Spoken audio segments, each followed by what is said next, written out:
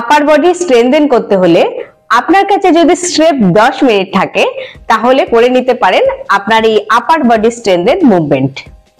এই এক্সারসাইজ আপনাকে হেল্প করবে আপনার এই আপার বডিকে স্ট্রেনথেন করতে। আমাদের ওয়াল পুশ আপ করার জন্য আমাদের যেটা ফার্স্ট খেয়াল রাখতে হবে সেটা হচ্ছে কাঁধ জানি আমাদের সামনের দিকে ঝুঁকে না থাকে, কাঁধ জানি একটু পেছনের দিকে এইভাবে থাকে।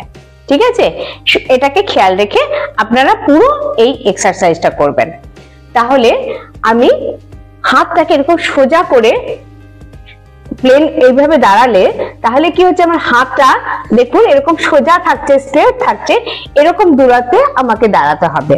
ঠিক আছে, আর হাত রাখতে হবে এই কাঁধ বরাবর। মানে আমি এটা বুঝবো কিভাবে, যদি আমি এই কাঁধের এখানে হাত রাখি, দেখুন হাতটা সাইড একটু উঁচুতেই উঠে আছে, তাহলে আমাকে একটু নিচে রাখলাম, এবারে দেখুন এই মানে কাঁধ বরাবর আমার হাতটা থাকছে, তার মানে এই হাইটটা এই এক্সারসাইজটার জন্য সঠিক।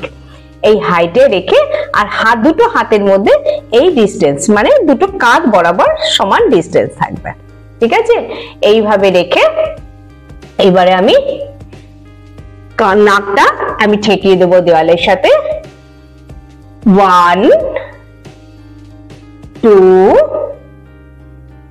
3 4 5 6 7 8 9 10।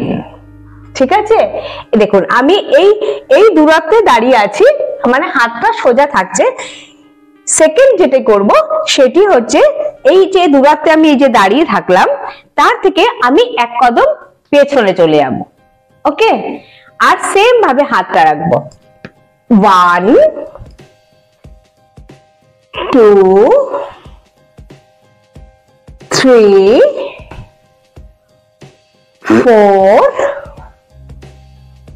5 6 7 8 9 10। নেক্সট যে এক্সারসাইজটি করব সেটি হচ্ছে আমি যেরকম হাত রেখেছিলাম এইভাবে হাতটা রাখবো, কিন্তু এক্ষেত্রে আমি কি মেনটেন করেছিলাম, এই কাঁধ বরাবর যেন হাত থাকে বা একটু নিচে থাকে, তাই তো এতক্ষণ এটাই মেনটেন করেছিলাম। নেক্সট যে এক্সারসাইজটি করব এটাও তাই, মানে কাঁধ জানি এই হাত জানি কাঁধের উপরে না চলে যায়। ঠিক আছে, হাতের আঙ্গুল, সেক্ষেত্রে আমি হাত এইভাবে রাখলাম, কিন্তু দুটো হাতের মধ্যে যে গ্যাপটা আমি রেখেছিলাম অল্প একটু বেশি রাখলাম। ওকে, এইবারে আঙ্গুলগুলো এইভাবে ছড়িয়ে দিলাম, আর হাতের দেখুন একটু পাঞ্জাটা মানে হাতের পাতাটা আমি একটু বাইরের দিকে রাখলাম, দুটোই তাই রাখলাম। রেখে এইবারে আমি ওয়াল পুশ আপ করছি। দেখুন 1 নাকটা ঠেকিয়ে দেব, 2 3 4 5 6 7 8 9 10। আর এরপরে নেক্সট যেটি করব সেটিও সেম, হাতটা কিন্তু আমি এইভাবে রাখবো, কিন্তু আমি এখন ওয়াল থেকে সরিয়ে নিচ্ছি, কেন কি আমি একটা স্টেপ পেছনে সরে গেলাম। ওকে, পেছনে সরে গিয়ে এবারে হচ্ছে হাতটাই 1 2 3 4 5 6 7 8 9 10। নেক্সট যে এক্সারসাইজটি করব সেটি হচ্ছে আমরা এতক্ষণ হাতটা রেখেছিলাম মোটামুটি এই কাঁধ বরাবর। ঠিক আছে, এরপরে আমি রাখবো হচ্ছে অনেকটা উপরে, মানে আমি যদি এই কনুইটাকে নিচে রাখি মানে দেওয়ালের সাথে রাখি, তাহলে দেখুন এই বরাবর কাঁধ বরাবর কনুইটা থাকছে। তাহলে 1 2 3 4 5 6 7 8 9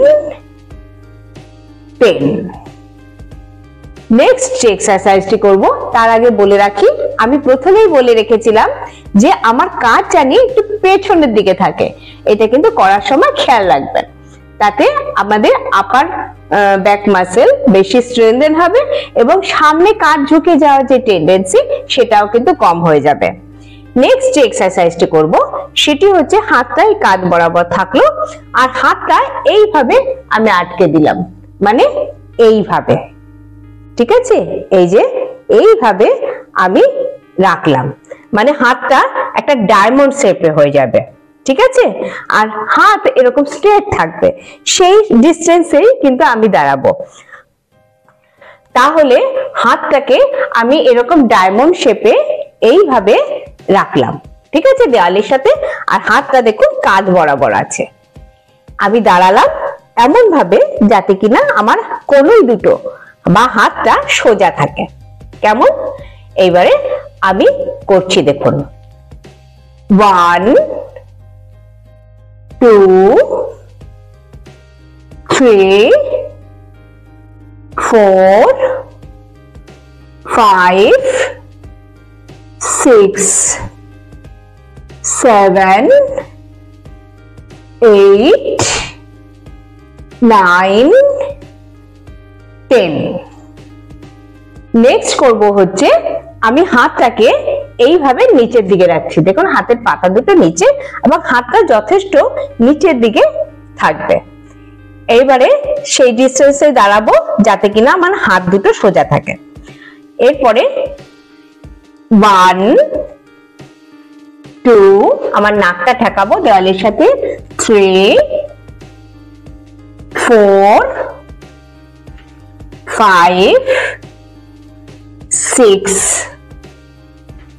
7 8 9 10। এরপরে লাস্ট করে নেব আমি হাতকে একটু স্ট্রেচ করে নেব,